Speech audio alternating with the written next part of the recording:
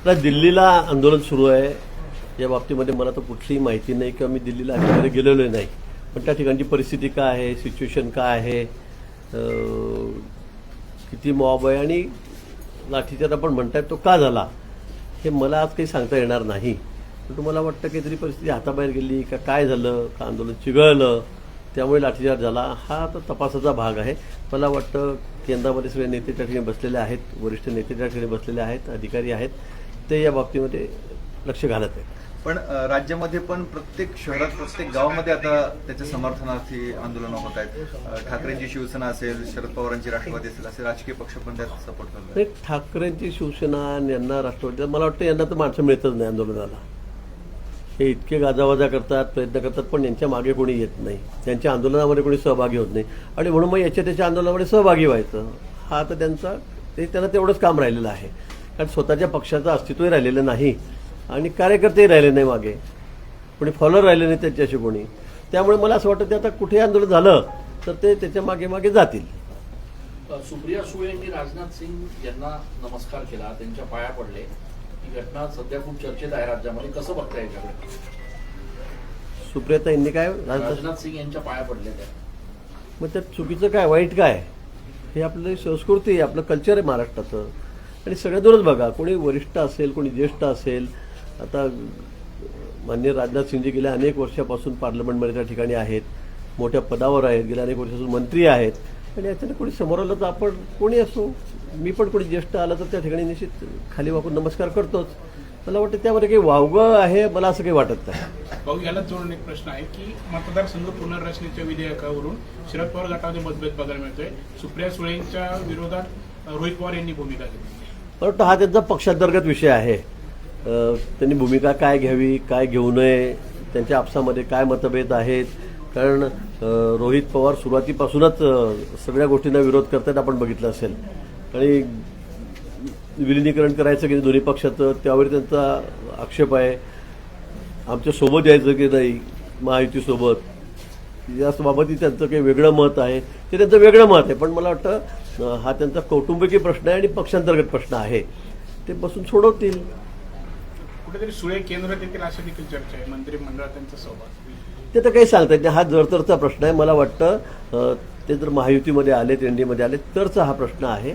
नंतर त्या बाबतीमध्ये निर्णय वरिष्ठ घेतील एकत्र झाल्यावर. कोणाला मंत्री करायचं, कोणाचं नाही, त्यांचं काय बोलणं होतं, काय होत नाही, हा सगळा पक्षश्रेष्ठींचा दिल्लीचा प्रश्न आहे. भाऊ, गिरीश महाजनांनी तुमच्यावर तुम्ही ज्या पद्धतीने संजय राऊतांवर टीका केलेली होती की तुम्ही तुमचा पक्ष सांभाळा असं सांगण्यात आलेलं होतं, त्याच पद्धतीने संजय राऊतांनी सांगितलं की गिरीश महाजनने स्वतःचे कपडे सांभाळावे, तुमच्या कपड्यांमध्ये जुरळ होते आणि गिरीश महाजन करप्ट माणूस आहे. आता कोणत्या अँगलनी त्यांना मी करप्ट दिसलो होता? मी तर 15 वर्षाला मंत्री आहे. एखादा आरोप माझ्यावर सांगावा, सिद्ध झाला सांगावं किंवा कोणी केला असंही सांगावं, मला असं वाटतं. संजय राऊतांना काय, मला वाटतं त्यांना तर काही फार महत्त्व न दिलेलं बरं मला असं वाटतं. मी कालही सांगितलं की तो हा माणूस जोपर्यंत शिवसेना संपवत नाही उद्धवजींची, तोपर्यंत गप्प बसणारच नाही. त्यांना रोज काही ना काही बोलायचंच आहे आणि ते असं बोलायचं आहे की ते पक्षाला हानिकारकच होईल.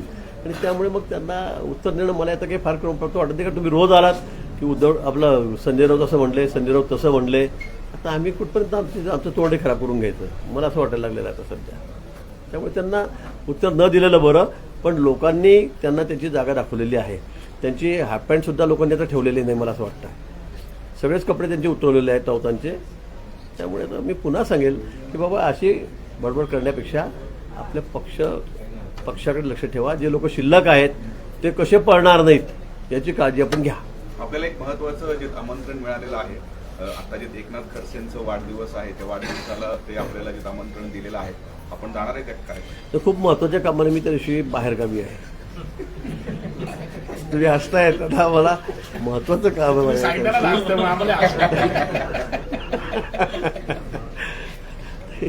मी खूप महत्त्वाच्या कामाने त्या दिवशी बाहेरगावी आहे, त्यामुळे मी त्या कार्यक्रमाला जाऊ शकत नाही. शुभेच्छा तुमच्या. वा, शुभेच्छा आहेत ना त्यांना. ते 75 वर्ष झाले, त्यांनी 100 पूर्ण करावी, त्यांनी सेंचुरी पार करावी, त्यांच्या हातून चांगलं काम व्हावं अजून. शुभेच्छा आहेत आमच्या त्यांना. मध्यंतरी आपले फोटो व्हायरल झालेले होते, त्या संदर्भात एक आरोपीला काल अटक करण्यात आलेली आहे. नेमकं कोण आरोपी आहे त्याच्या संदर्भात काही माहिती आपण घेतला का? नाही, मी आपल्या चॅनलवरच बघितलं सकाळी त्या संदर्भामध्ये आणि मी माहिती घेतली. ज्या वेळेला हे सगळं षडयंत्रच म्हणेल मी याला हे सगळं करण्यात आलं, त्यावेळेला आमच्या कार्यकर्त्यांनी तक्रारी दिलेली होती आणि त्या अनुषंगाने मग ज्याने या संदर्भामध्ये जास्त पोस्ट केलेल्या होत्या, व्हायरल केलेल्या होत्या, त्याला पकडण्यात आलेलं आहे आणि त्यांनी मान्य केलेलं आहे की बाबा मी याच्या माध्यमातून या पोस्ट काही बनवलेल्या आहेत आणि त्या व्हायरल केलेल्या आहेत. त्याचा फोनही जमा केलेला आहे, त्याने ते कसं केलं, काय केलं हे सुद्धा त्या ठिकाणी पोलिसांनी जाणून घेतलं आणि त्यांनी सांगितलेलं आहे किंवा माझी चूक आहे, मी माफी मागतो, पण या संदर्भामध्ये आता त्याच्यावर गुन्हा दाखल झालेला आहे, गंभीर गुन्हा दाखल झालेला आहे, निश्चित त्याला मोठी शिक्षा होईल. त्याच्यामागे काही राजकीय षडयंत्र समोर येते. ते मी असं म्हणणार नाही. आज तरी ते त्याचा तपास सुरू आहे, त्याला कालच ताब्यात घेतलेला आहे. तो सांगेल त्याला कोणी सांगितलं, का केलं, कशासाठी उपद्रव करत बसला, असे जोडजाड करून फोटो. तो मला वाटतं होतो त्या बाबतीमध्ये सांगेल आणि त्यानंतर मग समोर येईल. पण आज तरी मी कुणावर असे आरोप करणार नाही. सिंहस्थाच्या कामांसाठी 24 तास अलर्ट राहा आणि वेळेत कामं पूर्ण करा अशी तंबी काल तुम्ही अधिकाऱ्यांना दिली आहे. बरोबर आहे. थोडं घाटांच्या बाबतीमध्ये जे घाट आपण नवीन तयार करतोय, त्र्यंबकेश्वरला असतील, नाशिकला असतील, त्या बाबतीमध्ये असेल, STP प्लॅन असेल, काही कामांना थोडं गती देण्याची गरज आहे. कारण जे काम 50% व्हायला पाहिजे होतं ते 30% झालेलं आहे, जे 60% व्हायला पाहिजे ते 35% झालेलं आहे. आणि म्हणून मी म्हटलं स्पीड आपण वाढवा. पण त्यांनी सांगितलं बेसमेंटमध्ये थोडासा त्रास होतो, वेळ लागतो, पण आता वरच्या कामांना वेळ लागणार नाही, आम्ही काम वेळेमध्ये पूर्ण करू. आणि काम नुसतं पूर्ण करायचं नाही तर ते क्वालिटीचं असलं पाहिजे, दर्जेदार असलं पाहिजे. आणि म्हणून मग मी त्या ठिकाणी अधिकाऱ्याची बैठक घेऊन, विस्तृत अशी बैठक घेऊन त्या ठिकाणी त्यांना सगळ्यांना सूचना दिलेल्या आहेत. हो, SIRचे कामं चालू आहेत, परंतु जास्त करून आपल्या नेत्यांच्या संपर्क कार्यालयामध्ये किंवा पक्ष कार्यालयामध्येच ते कामं होत आहेत. त्यावर विविध पक्ष जे आहेत ते आक्षेप घेत आहेत. खरं तर ही कामं प्रशासनाने घरोघरी जाऊन करण्याची आहेत, परंतु पक्ष कार्यालयामध्ये येत आहेत सर्व. नाही, मला वाटतं इथे पक्षकार्य ज्यांच्याकडे जबाबदारी आहे, शासकीय अधिकारी आहेत, मग शिक्षक असतील, काय असतील, ते तर हे काम करताच आहेत. पण आमची ही जबाबदारी आहे, आमचं नाव आलं की नाही, आमच्या शेजाऱ्याचं नाव आलं की नाही, आपल्या गावातल्या सगळ्या लोकांचे नाव आले की नाही, हे बघण्याची जबाबदारी आपली आहे. पण आता एकदा हे नाव या यादीमध्ये आलं नाही तर त्याला मग पुढे मतदान करता येणार नाही आहे. ही सगळी नवीन यादी आपण तयार करतोय.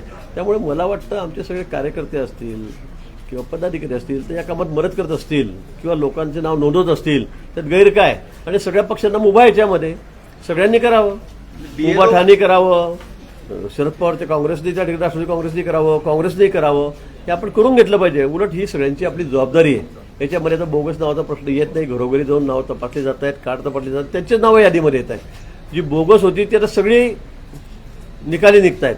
कुठले नाव तर बोगस राहणार नाही. एक नाव 2-3 ठिकाणी, एक खेड्यावर पण आहे, नगरपालिकेमध्ये पण आहे, ग्रामपंचायतमध्ये पण आहे.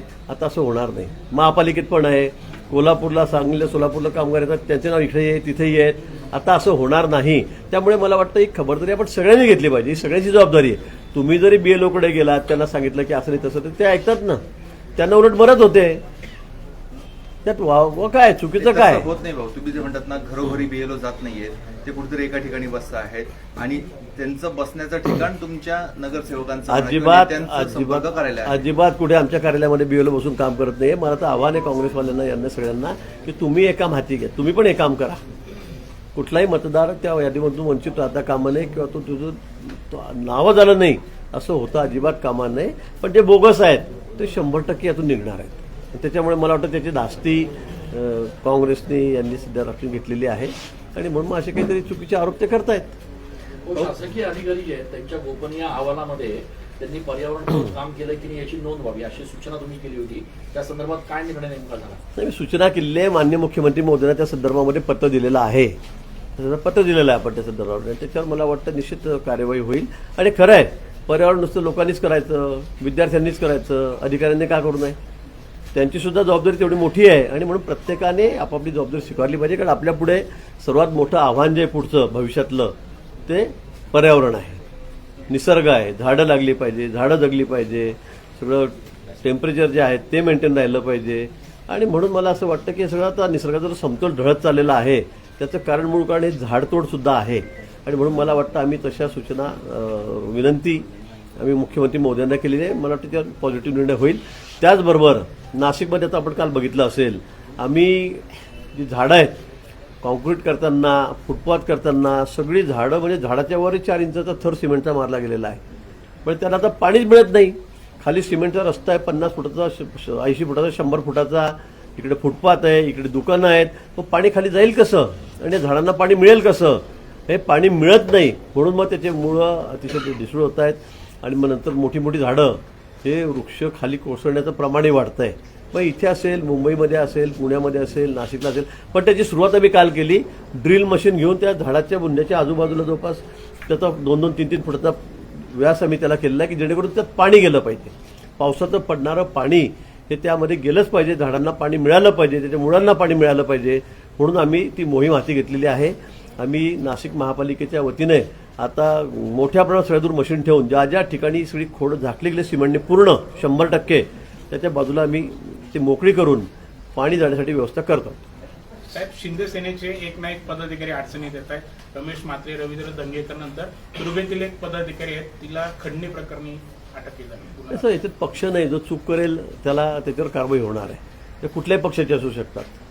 त्याच्या या पक्षाचे आहेत त्या पक्षाचे असं नाही. खरं म्हणजे दवाखान्यात झालेली घटना त्याचं समर्थन मान्य शिंदे साहेबांनी पण केलं नाही. म्हात्रेच्या संदर्भामध्ये त्यांनी पण त्याचं समर्थन अजिबात केलेलं नाही. आणि ज्या पद्धतीने त्यांनी अगदी महिलेवरही हात उगारला, त्या डॉक्टरला इतकं मारलं, हे अतिशय चुकीचंच आहे.